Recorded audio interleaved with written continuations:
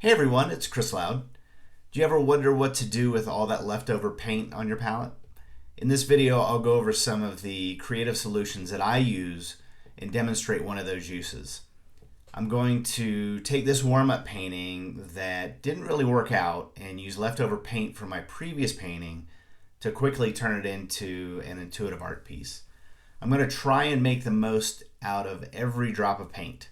And I have to tell you, I had so much fun with this mixed media painting because it was just playing with no expectations. And there was one thing that I did at the end that I think really brought the whole painting together and made it much more engaging.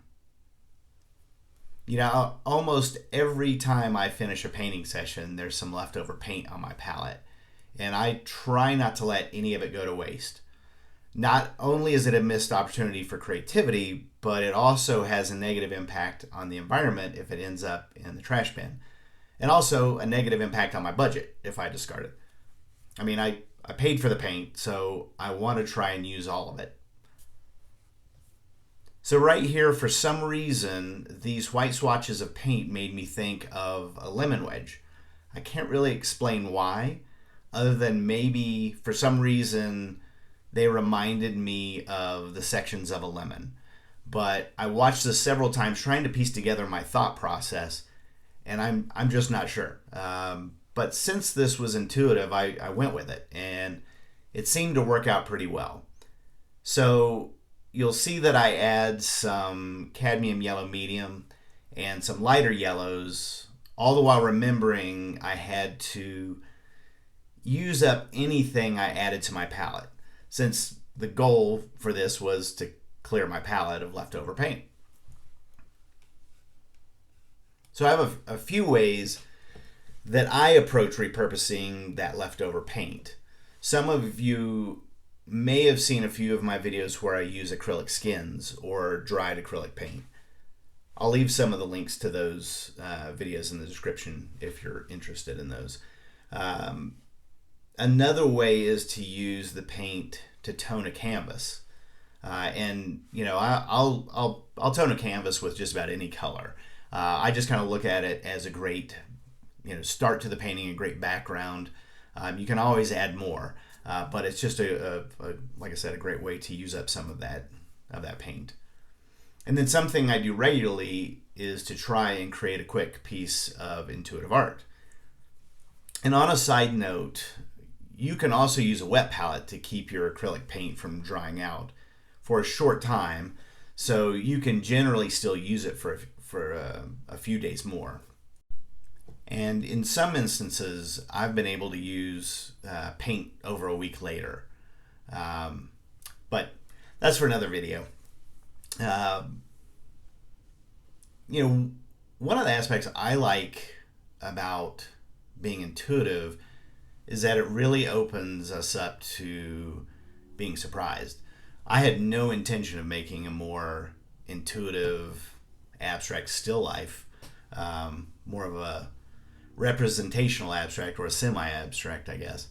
But that clearly is where this piece wanted to go, and I felt like I was just enjoying the ride. I know many artists think that intuitive art can often reflect your subconscious thoughts and feelings. That I guess it can give you deep insights into your emotions and thoughts, almost acting like a mirror to your inner self. So I'm not sure what that means, with this lemon, what that lemon is representing. I did see several lemon trees with enormous lemons when I was out in California recently, so I don't know, maybe that's stuck in my mind. I guess I'll choose to look at it as the saying goes, when life gives you lemons, make lemonade.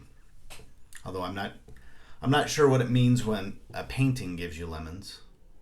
Make art? I don't know. Huh. When a painting gives you lemons, I don't know. If anyone has a second line, let me know in the comments. I'll probably be thinking about that all day now.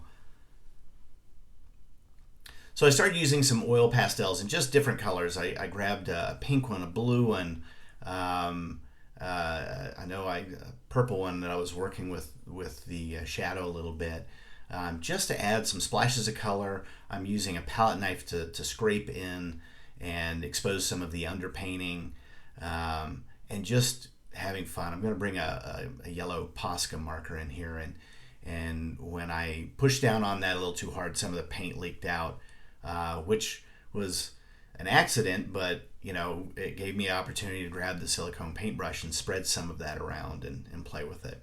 One thing I like about this too is the shadow. The way that I drew the lemon, and it wasn't intentional, when I first started putting kind of the outline down, it was a little crooked, a little cattywampus, and so that shadow is a little crooked, but I think that kind of adds interest, bringing the viewer in kind of at an angle, just a little slightly off balance. So you can see the blue that I put down for the surface that the lemon is on is a little slanted as well. And I just think that added some good interest. So I didn't like how it was kind of straight at the top, so I just started playing with that and putting a little more titanium white down up top for some of the pith of the lemon, as well as just a little bit of highlight for any light that might be hitting it. And at this point, I think this is where it really starts coming together. I grabbed this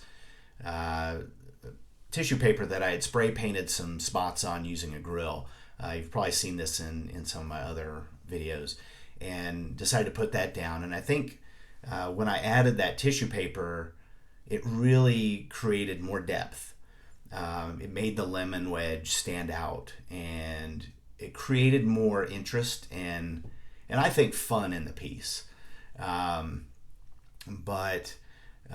as soon as I started looking at that, and I did cut out the areas where I was kind of trimming it down to fit the piece.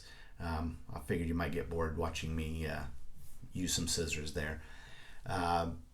But as soon as I pulled that out and kind of laid it down over top just to see if I thought it would work, I knew that would probably kind of really make this piece stand out a little more. And the thing I like about tissue paper is you can see a little bit of that underpainting still through the tissue paper. It kind of becomes a little more translucent.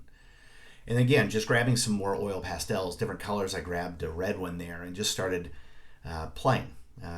Not started playing, continued to play. And then just evening up the table a little bit here. So I'll show you here in a minute the final piece. But if you like this video, feel free to give it a thumbs up. If you would like to see more videos like this, other tutorials, art demos, and challenges, feel free to subscribe. And as always, if you have any feedback or questions, I'd love for you to leave me a comment, and let me know in the comments if you do anything special with the leftover paint on your palette. And coming up here is the final piece. So let's work at inspiring each other to think creatively and grow as artists. Thanks for watching, and keep on painting.